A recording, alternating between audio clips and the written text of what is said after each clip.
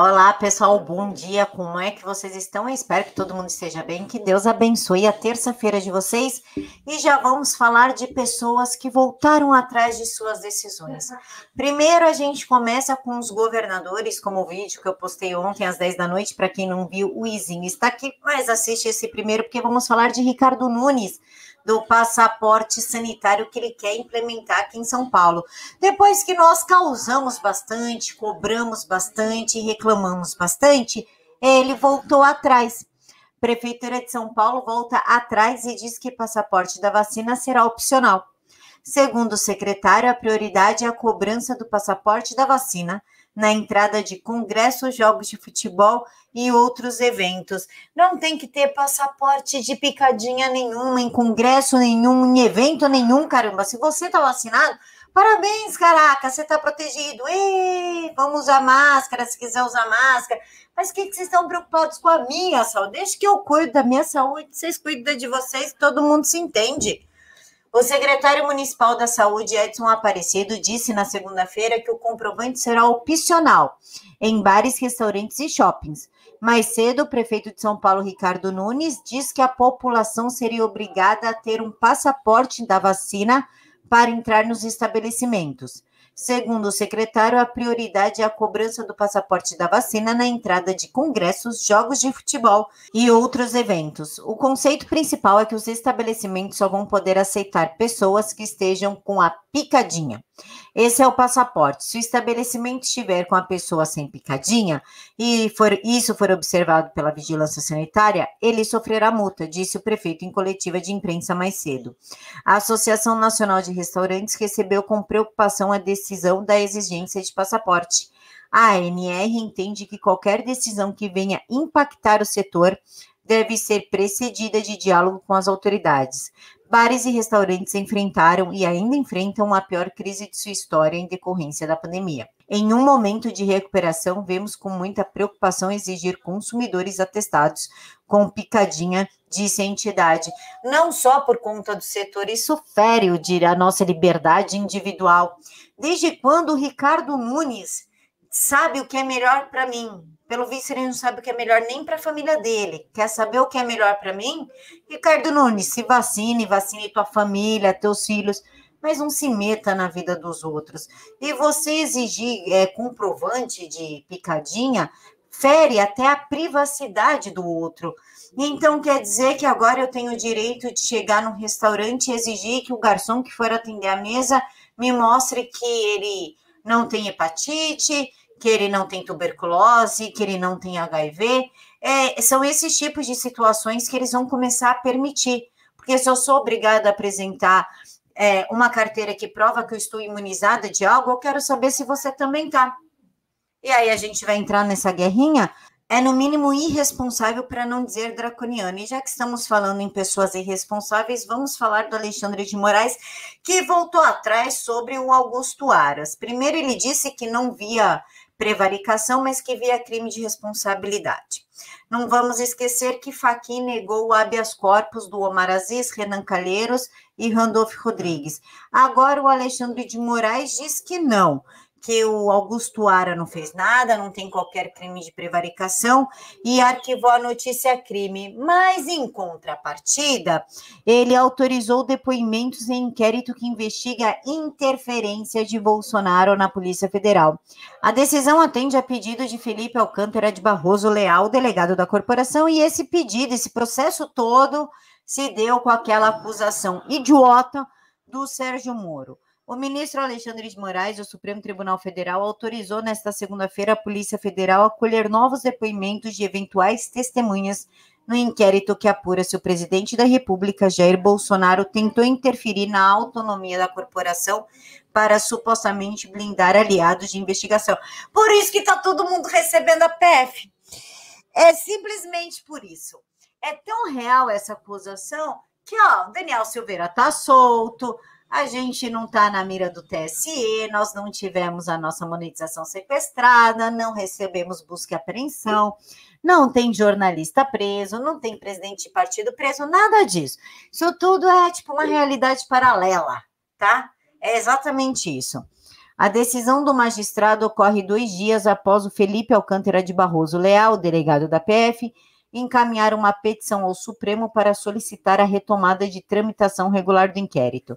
Diante do exposto, autoriza o delegado da Polícia Federal para preceder às oitivas de eventuais testemunhas sem a necessidade de intimação nos termos antes determinados, inclusive dos advogados investigados, escreveu o ministro. E já que estamos falando de gente que não presta, vamos falar de Renan Calheiros, que tem certeza que o presidente Bolsonaro não vai concorrer à reeleição.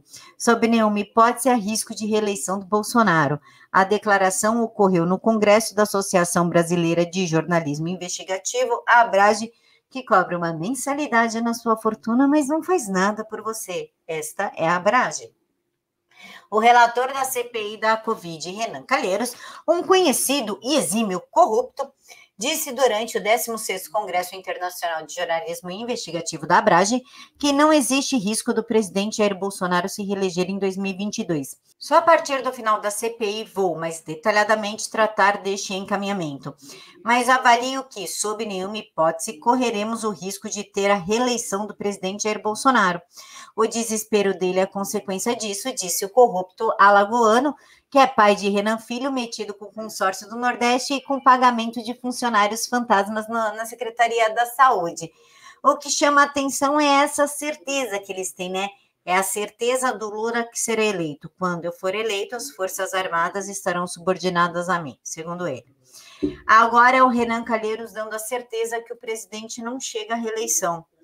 Tá meio estranha essas declarações, não estão? É muita gente com muita segurança, levando em consideração que o nosso sistema de urna, né, o nosso sistema de eleição é super seguro, amiguinho. E se você desconfia, o TSE vai te calar.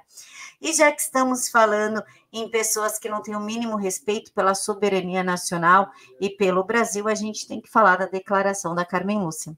Carmen Lúcia, traidor da Constituição é traidor da pátria. Não podemos admitir traidores da Constituição. Eu não sabia que a ministra já estava chegando neste nível de dar indiretinha, mas parece que não foi para os ministros que ela falou isso. Vamos ler a matéria.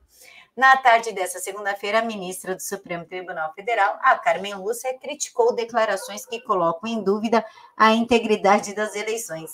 A fala dela ocorreu durante uma palestra na PUC de Minas Gerais. Em um contexto em que explicava que a Constituição protege direitos fundamentais e sociais, a ministra destacou que a Carta Magna deve ser protegida. A vida mudou porque a Constituição permitiu a possibilidade de adotar instrumentos para que a gente possa viver em paz. Compete a nós garantirmos que ela se mantenha. Sério, ministro, olha só. Ministro, eu não sei onde que a senhora tem esses dias, mas eu vou te contar uma coisa. Desde 2019, ministra, babado forte. Os teus colegas feriram completamente a Constituição Federal, interferiram nos poderes, iniciaram inquérito sigiloso. Ministro, já viu? Juiz investigar sem a provocação do Ministério Público Federal? Pois é. Olha o que está acontecendo. Se eu fosse a senhora, eu trocava de assessor, porque isso não está servindo para nada, e começava a prestar atenção no que está acontecendo dentro do STF, porque parece que a senhora está olhando a janela suja do vizinho ao invés de limpar a sua própria. E claro, se a gente está falando de coisas sujas, a gente tem que falar de Alexandre Frota. Advogados de Frota receberam dinheiro público por consultoria. Olha só, quem poderia imaginar que o cara que gastou 11 mil reais em bebidas em uma única noite do dinheiro público pagaria mais de 100 mil reais a advogados com dinheiro público? Esse cara é do PSDB. Esse lixo que anda é do PSDB. Vocês esperam o quê, amigo da Joyce? O gabinete do deputado federal Alexandre Frota desembolsou 102 mil reais em pagamentos para escritórios de advocacia que atuaram em casos particulares do Tucano. Os gastos foram realizados de fevereiro de 2019 a fevereiro de 2020. Em parte do período, o parlamentar esteve filiado ao PSL, ao qual foi expulso em agosto de 2019. Não esqueçam que o Frota está envolvido, inclusive, em empresa fantasma, empresa de fachada, o motorista de laranja. Tudo isso ele está sendo investigado. Claro que não se fala muito desde que ele entrou para o PSDB. Olha que coincidência, esses babados são tudo muito estranhos. Porque ele estava sendo investigado quando ele estava no PSL. Quando ele foi para o PSDB, olha só, as investigações sumiram. Ninguém sabe, ninguém viu, pessoal. É muito estranho, né? O PSDB é tipo uma caverna do dragão. A pessoa entra e fica o mundo exterior e ele mora dentro daquele mundinho que ninguém chega, né? Estranho. E para a gente finalizar, a gente tem que falar do Pacheco omisso, do Pacheco que mentiu para chegar na presidência, do Pacheco que tranca sua conta do Twitter, do Pacheco que disse que seria o melhor presidente do Senado, daquele Pacheco que agora se apresenta como uma terceira via e não quer se colocar contra os ministros. Kassab defende Pacheco como terceira via para a presidência em 2022. Na tarde da segunda-feira, o presidente do PSD, Kassab, lançou o nome do presidente do Senado como potencial candidato à presidência em 2022. A gente já vem conversando sobre isso tem um tempo, né? A respeito do Pacheco, que ele ia acabar traindo o presidente para poder concorrer como nome da terceira via. Lembrando que ele sequer conseguiu ser governador de Minas Gerais, imagina presidente da República. Bom, pessoal, é isso, vamos ficar de olho aí, porque as coisas estão meio turbulentas, muito estranhas, muito obscuras. Primeiro, é o Lula já se colocando como o vencedor das eleições de 2022. Renan Calheiros garantindo que o presidente não venha à reeleição. Coisa tá meio, né, obscura, meio sinistra, digamos assim. Deixem aqui para mim nos comentários o que vocês acham de tudo isso. Um mega beijo no coração de todos. Fiquem todos com Deus, que Papai do Céu os abençoe imensamente. Tchau.